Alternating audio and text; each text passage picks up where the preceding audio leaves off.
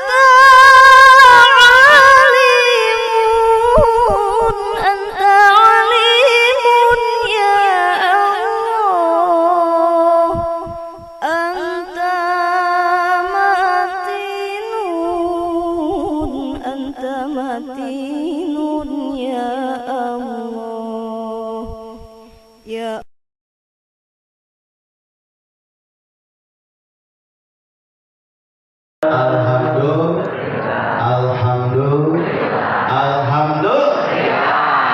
Takbir. Bunda ibu bapak jemaah yang dimuliakan Allah, tidak sabar rasanya kita ingin mendengarkan ilmu mau'izatul hasanah yang insyaallah akan disampaikan oleh guru kita Al Habib Dr.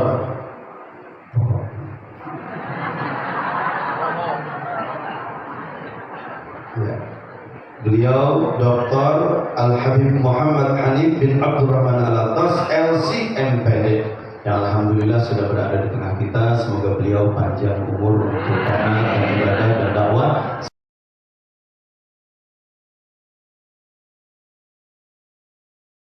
Dampak daripada dakwah beliau, jujur, kalau dikatakan lautan murabbi ma'araftu rabbi, tanpa guru kita tak akan kenal Tuhan kita, saudara. Maka kalau kita mau jujur, saudara, siapa yang tidak bersyukur kepada manusia, tidak bersyukur kepada Allah, tanpa abi kita tak akan kumpul pagi hari ini di tempat ini, saudara. Betul atau tidak? Betul atau tidak? Alhamdulillah. Membekas dakwahnya, mengakar, nasihatnya terus menancap, menembus relung-relung jiwa kita, saudara. Kenapa? Karena beliau betul-betul menjadikan dakwah bukan sekedar tontonan, tapi dakwah betul-betul tuntunan.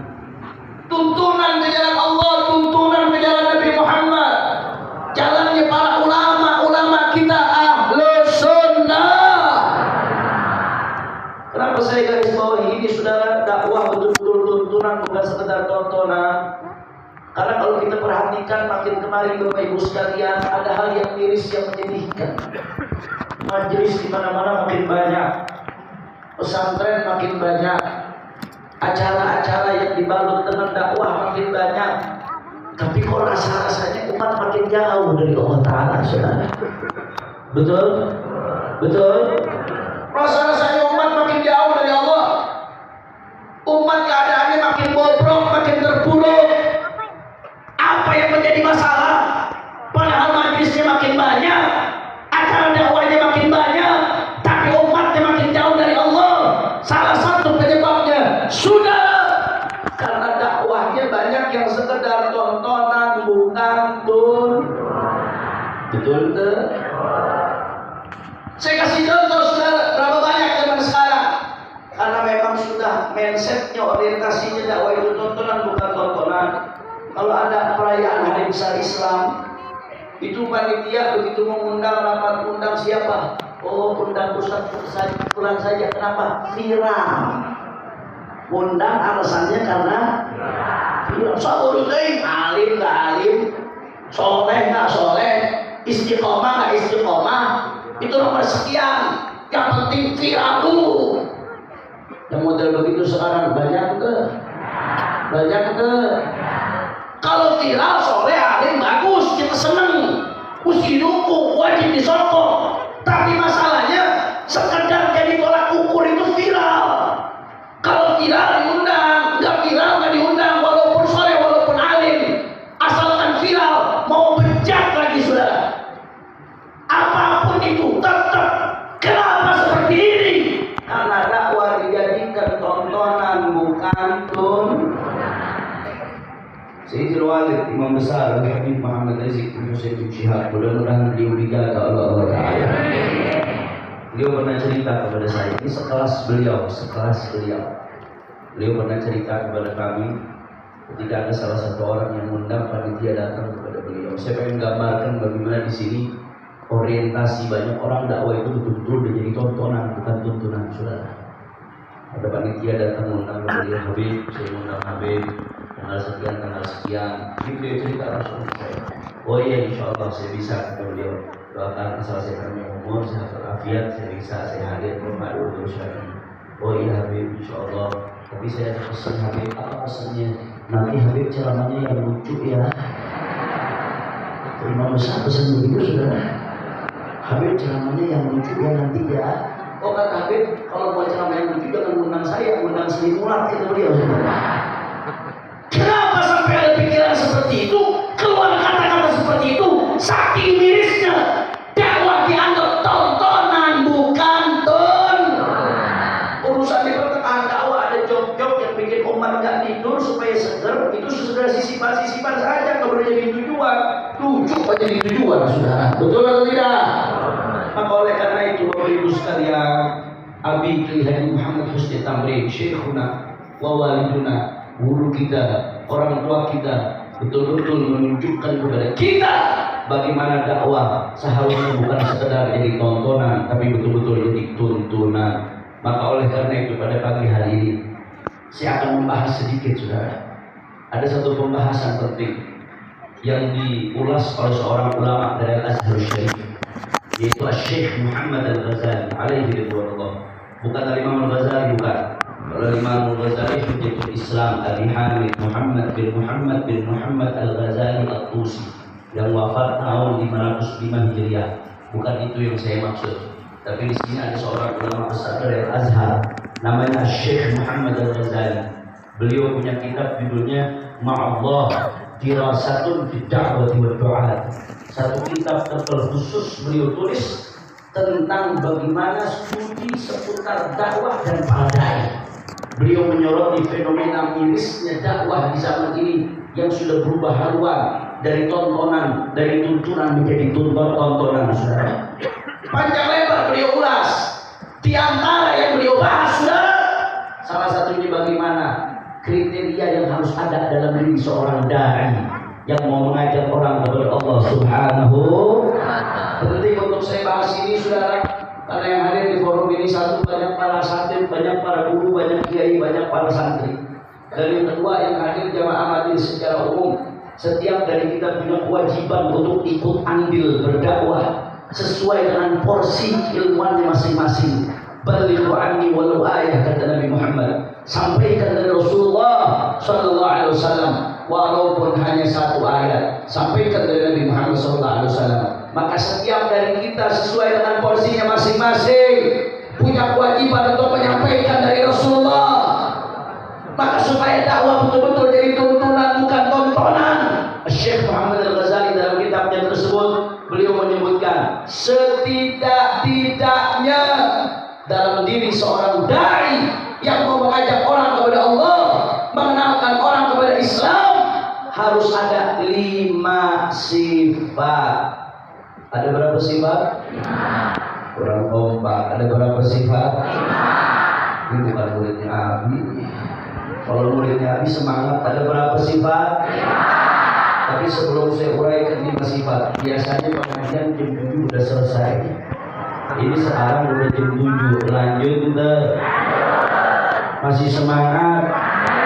Siap ngaji? Yakin? Betul? Saya mau dengar dulu Jamal, Ihya, Ihsan Kamil, semuanya angkat tangannya. Takbir! Takbir! Takbir! Sallu ala Nabi Muhammad. Saudara, kalau mau dakwah betul-betul jadi tuntunan, bukan sekedar tontonan, maka dalam diri setiap dai harus ada 5 hal. Dan ini harus tertanam dalam diri masing-masing daripada kita, saudara. Apa saja 5 hal tersebut? Yang pertama, as-silatu billah. Setiap dai harus punya as-silatu billah, punya hubungan yang erat dengan Gusti Allah Subhanahu wa ta'ala. Harus punya hubungan dengan Allah. Seseorang yang hatinya kosong dari Allah, man kana qalbuhu farigan min Allah, kaifa yad'u ila Allah. Hati yang kosong dari Allah, bagaimana mengajak kepada Allah? Al-munqati'an lillah, kaifa sayusilu ila Allah. Seseorang yang terputus dari Allah, bagaimana mau menyampaikan orang lain kepada Allah? Dia sendiri terputus dari Allah Subhanahu wa ta'ala. Maka seseorang dai yang mengajak kepada Allah wajib harus punya hubungan yang erat dengan Allah Subhanahu. Makanya kalau kita lihat Bapak Ibu sekalian, kenapa sekarang banyak yang aneh-aneh? Banyak orang yang pakaiannya pakaian seolah-olah seperti dai, menggunakan bahan aman tapi kelakuan bejat, saudara. Banyak melakukan kemungkaran, kemaksiatan. Bahkan dakwah dijadikan dagangan, diperjualbelikan. Asal ada amplop warna coklat, saudara, imanuhum fi amplopihim. Yang halal bisa jadi haram, yang haram bisa jadi halal, saudara. Kenapa isu ini bisa terjadi sekarang?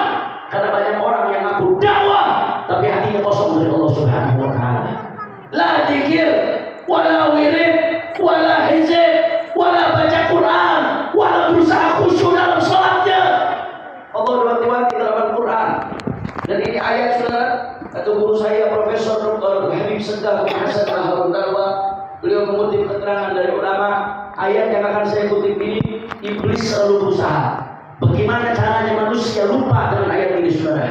Sebab kalau manusia lupa dengan ayat ini, iblis akan dengan mudah ngacak-ngacak manusia. Tapi kalau manusia ingat, sadar akan ayat ini lalu mengamalkan, itu yang akan bikin iblis repot, saudara. Apa ayatnya? Allah Subhanahu wa ta'ala berfirman, وَلَا تَكُونُوا كَالَّذِينَ نَسُوا اللَّهَ فَأَنْسَاهُمْ أَنفُسَهُمْ أُولَئِكَ هُمُ الْفَاسِقُونَ. Shadaqallahul azim. Kata Allah Ta'ala, وَلَا تَكُونُوا كَالَّذِينَ نَسُوا اللَّهَ. Jangan kalian jadi seperti orang-orang yang lupa kepada Allah. Sama sekali nggak ada zikirnya, nggak ada wiridnya, hidupnya hampa kosong. Sholatnya nggak berusaha buat khusyuk, sholat sunnahnya nggak dikerjakan sama sekali. Wala takunu kalladzina nasullah. Kata Allah, jangan kamu jadi seperti orang-orang yang lupa kepada Allah. Kalau sudah lupa kepada Allah Subhanahu wa ta'ala, fa ansahum anfusahum, Allah akan bikin mereka lupa diri, saudara. Manusia yang lupa sama Allah, Allah akan buat lupa diri. Kalau sudah lupa diri, saudara, udah nggak peduli hal haram, udah nggak peduli hak batil, saudara. Yang haram semuanya disikat, hak orang ditindas, saudara. Kalau sudah lupa diri, nggak peduli melakukan yang halal, yang haram, yang baik, yang buruk, akhirnya kelakuannya banyak yang bejat. Sudah, kalau sudah seperti lupa Allah, akan dibuat lupa diri. Kalau sudah lupa diri, ulaika humul fasiqun. Mereka adalah orang-orang yang fasik. Na'udzubillah min. Makanya Abi, saudara, Abi itu berjuang, tapi perjuangan Abi nggak pernah lepas dari zikir. Betul atau tidak? Silahkan tanya murid-murid Abi, bagaimana tahajudnya, bagaimana sholat malamnya, bagaimana zikirnya beliau, dan beliau mendidik muridnya untuk tak lepas dari zikir, saudara. Terlepas pendidikan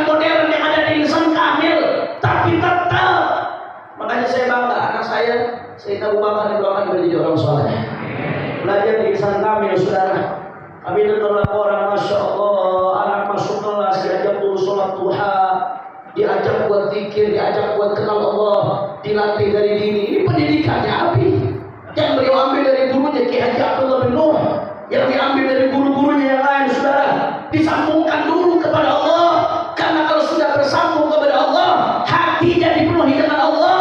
Maka kalau sudah seperti itu, apa yang akan terjadi, saudara? Dia akan korbankan jiwanya, raganya, segala yang dia miliki hanya untuk berjuang di jalan Allah Subhanahu wa taala, saudara. Allahu Akbar. Allahu Akbar. Maka asyhadu billah, kalau kita mau berdakwah di jalan Allah, yang pertama mesti dilakukan harus punya hubungan dengan Allah Subhanahu. Makanya ulama-ulama, guru-guru kita, kenapa nasihatnya begitu mengena? Karena nasihat itu keluar dari lisan yang selalu berpikir kepada Allah, hati yang dipenuhi dari Allah Subhanahu wa taala. Kenapa banyak sekarang, banyak orang, banyak ustaz, banyak dai yang nasihatnya keluar masuk kuping kanan, keluar kuping kanan, saudara. Kalau keluar kuping kiri masih ada nyangkut, Bu. Masuk kuping kanan, keluar lagi kuping kanan. Karena yang ngasih nasihat orang yang di hatinya Allah. Bagaimana memasuk dalam hati, saudara? As-silatu billah, harus punya hubungan dengan Allah Subhanahu wa taala. Maka saya pesan pada forum yang mulia ini, lanjutkan apa yang diamanatkan oleh Abi. Zikir-zikir yang diajarkan beliau jangan ditinggalkan. Itu modal kita, saudara. Modal terkuat kita. Selain itu menjadi penghubung antara kita dengan Allah, itu juga menjadi benteng yang membentengi kita dari keburukan, baik keburukan zahir ataupun keburukan batin, saudara. Makanya guru saya, Abu ya Profesor Dr. Habib Abdullah bin Muhammad Baharul Habibullah Ta'ala, beliau selalu pesan kepada kami, ini yang minimal, secara yang minimal aja lah. Kalau santri zaman sekarang, jamaah majelis zaman sekarang, kalau dikasih yang maksimal percuma, nggak bakal diamalin, percuma udah. Saya kasih yang minimal aja. Minimal seseorang kalau nggak mau dianggap lalai, nggak mau terputus dari Allah Ta'ala, minimal sholatnya dijaga berjamaah. Yang pertama minimal sholat berjamaah. Yang kedua ada baca Quran, walaupun sedikit sudah setiap hari. Ada baca Quran beberapa lembar sehari, istiqamah seperti itu, lihat akan ada perubahan luar biasa dalam kehidupan Anda, saudara. Yang ketiga minimal seminim-minimnya. Kalau nggak bisa sholat sunnah, semua sholat sunnah belum mampu dilakukan, sekurang-kurangnya jangan pernah tinggalkan satu qobliyah subuh. Itu qobliyah subuh termasuk sholat sunnah yang paling afdal. Rakaatan qabla subhi khairun minad dunya wa fiha. 2 rakaat sebelum subuh lebih baik daripada dunia seisinya, saudara. Qobliyah subuh jangan ditinggalin. Mau dunia terbalik lagi, saudara. Jangan tinggalin qobliyah subuh. Begitu juga sholat sunnah witir. Sholat sunnah witir itu sebagian madhab mengatakan hukumnya wajib. Madhab Hanafi itu sholat witir hukumnya wajib, saudara. Madhab Hanafi. Orang kalau nggak sholat witir dalam madhab Hanafi hukumnya dosa, saudara. Maka hujan dan khilaf, jangan tinggalkan sholat witir. Sholat witir itu salah satu sholat sunnah yang paling afdal. Bukan hanya Ramadan, termasuk di luar Ramadan. Jangan tinggalkan. Idealnya rawatib jangan ditinggalkan, tahajud jangan ditinggalkan. Itu idealnya. Tapi kalau nggak bisa ideal, seminim-minimnya. Saya bicara seminim-minimnya. Minimal qobliyah subuh jangan ditinggalkan dan sholat witir jangan ditinggalkan. Siap? Masa murid Nabi nggak bisa, saudara. Dan ditambah adkar sabah wal masa, zikir pagi hari dan petang hari. Kami diajarkan guru-guru kami ada zikir namanya Wirdul Latif, saudara, yang disusun oleh Imam Abdullah bin Ali bin Muhammad Al-Haddad. Itu dibaca setiap habis subuh. Itu Wirdul Latif, Bu. Imam Haddad bukan nyusun sendiri. Beliau mengumpulkan dari hadis-hadisnya baginda Nabi besar Muhammad SAW. Kalau kita lihat di kitab-kitab hadis, baik dalam Al-Adhkar An-Nawawiyah atau dalam kitab-kitab hadis yang lainnya, itu ada adkar sabah wal masa, zikir pagi hari, petang hari yang diajarkan Rasulullah. Dikumpulkan oleh Imam Al-Haddad jadi Wirdul Latif, dikumpulkan oleh Habib Umar bin Abdurrahman Al-Attas jadi Ratib Al-Attas. Maka kalau nggak bisa jalankan semua wirid, semua zikir, minimal habis subuh Wirdul Latifnya dijaga, habis maghrib atau habis isya ratibnya dijaga. Hisnul Hasin, bukan sekedar itu menghubung kita kepada Allah, tapi disuruh ada benteng buat diri kita, keluarga kita, orang-orang yang kita cintai, benteng dari keburukan, baik yang nampak atau yang tidak nampak.